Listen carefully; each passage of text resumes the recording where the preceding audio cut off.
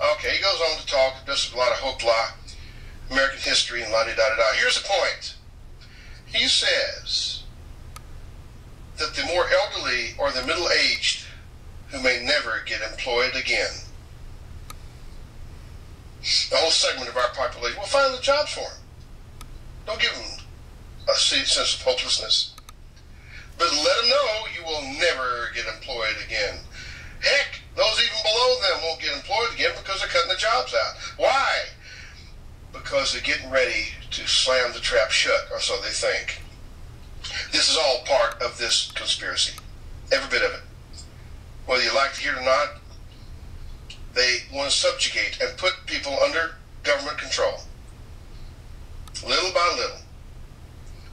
So they pull all the purse strings, they pull all the jobs, they pull everything they need. And the whole idea, family, the whole idea is to reduce the population. They're just not telling you how exactly.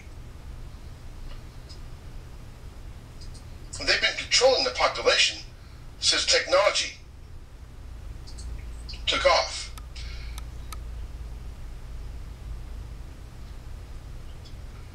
HARP is one way. The geometric waves and wind coils in the ground that produces the electromagnetic energy is another way. Yeah, geometric waves kind of naturally come through the ground, but the Earth's natural brain rhythm is balanced with these 64 elements in the ground that modulate with variation. It's a little complicated to explain, but they're the same minerals found in red blood corpuscles. They're kind of, wow, I stepped in the hole here, didn't I? It's kind of a relation to the blood and the geometric waves interact. There's a relationship there. There's kind of an imbalance between Schumann and the geometric waves that kind of disrupts your biorhythms. Natural geometric waves are being replaced by HARP, the Gwyn coils, ELF towers, by artificially created low-frequency ground waves that come from the towers. They're doing it artificially. The intended wattage is 1,700 billion watts of power. Sorry, snuck up on me. This is complicated to explain. The ground wave emergency network, or transmitters I explained before, that's placed 200 miles apart across the United States. This is what we're dealing with. The towers are 299, maybe 500 feet high, some of them lower. And the 300-foot copper wires are kind of like a spoke-like fashion. They fan out from the base of the system underground, interact with the Earth. It's like a, I don't know, kind of like a thin shell conductor. It radiates radio energy, wave energy, long distances through the ground. Well, this has an effect on your emotions. I've explained this before. It controls the weather in relation to the chemtrails. It helps do mind control, behavior and mood control and modification, and synthetic telepathy, infrasound. You can hear via the government mind control implants, nanotechnology. They can put voices in your head, literally. I kid you not, I can say this with full confidence. The technology goes back to 1973.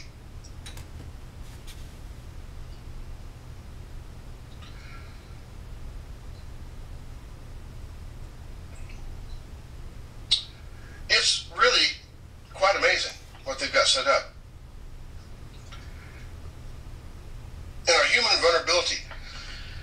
If you want to know exactly, 7.83 hertz is the Earth's pulse rate of this transmission of waves. And it makes a person feel good, produces an altered state. This is natural. But artificially produced waves, around 10.5, 10.8 thereabouts, hertz, not megahertz, hertz, HZ, causes you to be very angry, riotous behavior, short-tempered, and you don't know why. They could affect an entire town and leave the other towns alone, literally. 6.6. 6.6 hertz could cause an entire town to be depressed. And they don't know why.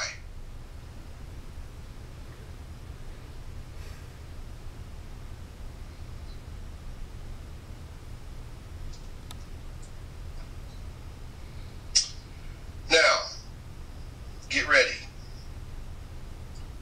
For Harch indicates that ELF waves changes your RNA and your DNA. And so does the chemtrails with the barium oxide, aluminum oxide, and strontium. Not only does it produce kind of a panoramic TV of sort in the high atmosphere, lock in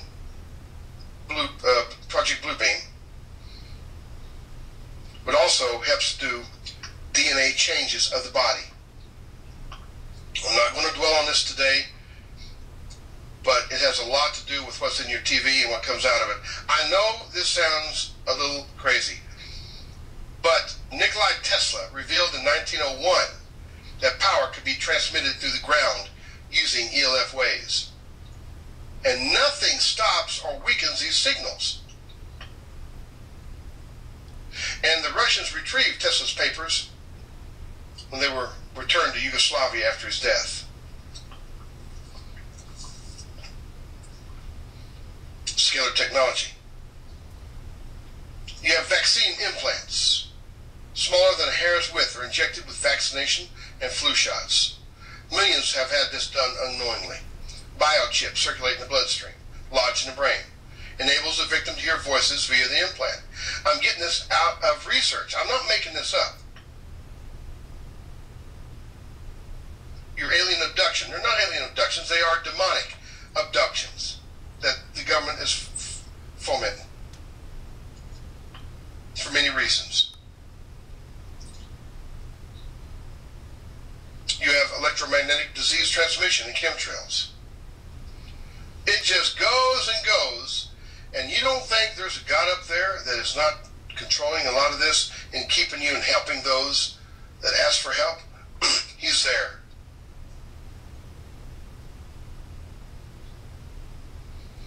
You see, you would be surprised if you saw the invisible war going on around you. It's quite amazing, actually. And you have tracking that they use on these little chips and so forth and so on. The way they've done thought control, chemicals, food, this is the whole idea, is to control us the best way they can. And I bet you God's giving them a run for their money. But we got to go to God. This is what it's all boiled down to. Because this is all satanic, every bit of this. Where do you think they got the technology from? In exchange for their souls and worldly goods. So these people that think they're being messed with by the government just may well be telling the truth. And implants. There's a lawsuit going on today. There's a lawsuit of veterans that's going against the government about these implants. You think I'm making it up? Look it up.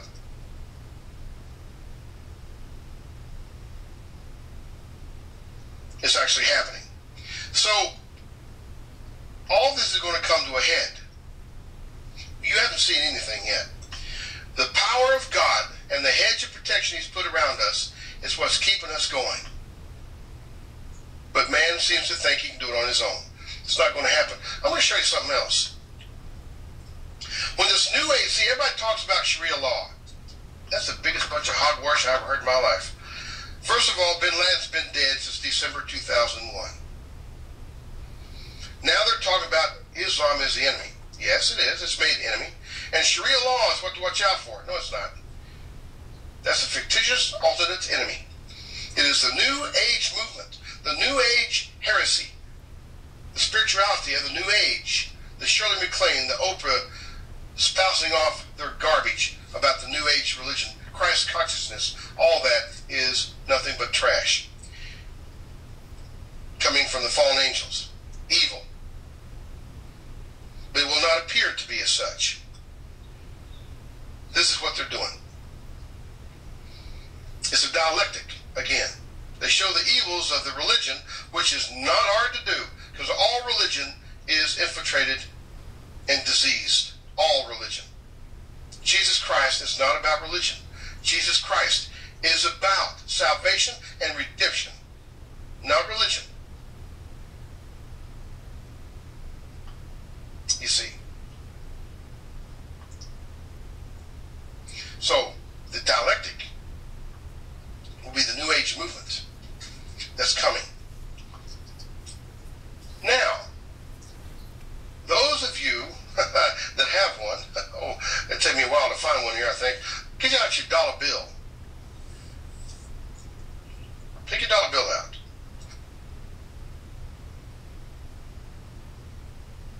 Are you there yet? Well, I'm going to give you a reiteration of exactly what that is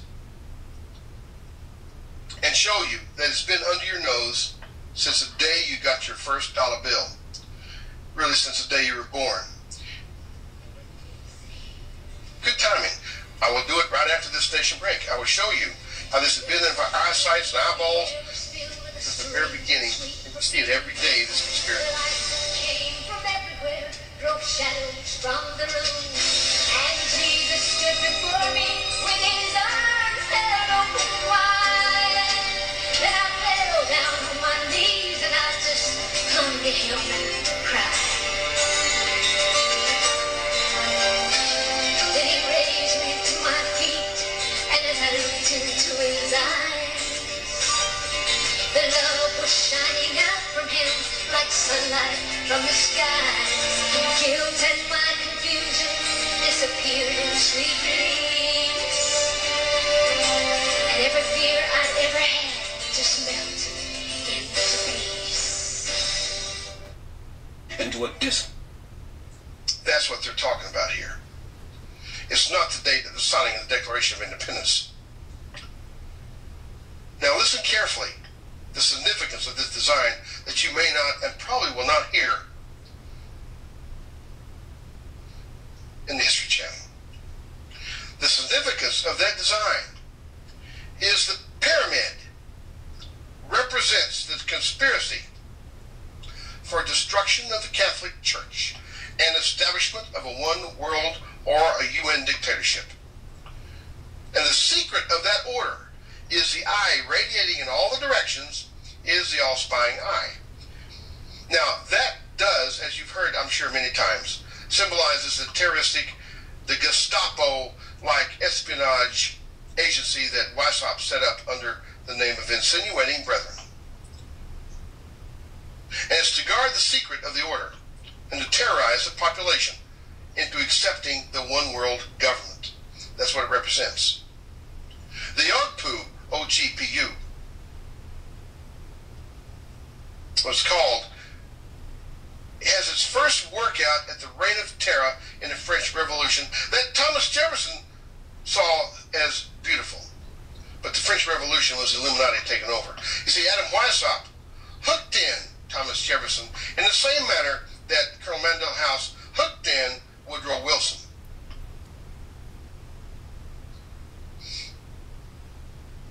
It's a source, really, it amazes me that the Catholic electorate tolerates the continuance of this insignia as part of the Great Seal of the United States. But then again, since the Jesuits control it, I guess it's not a surprise.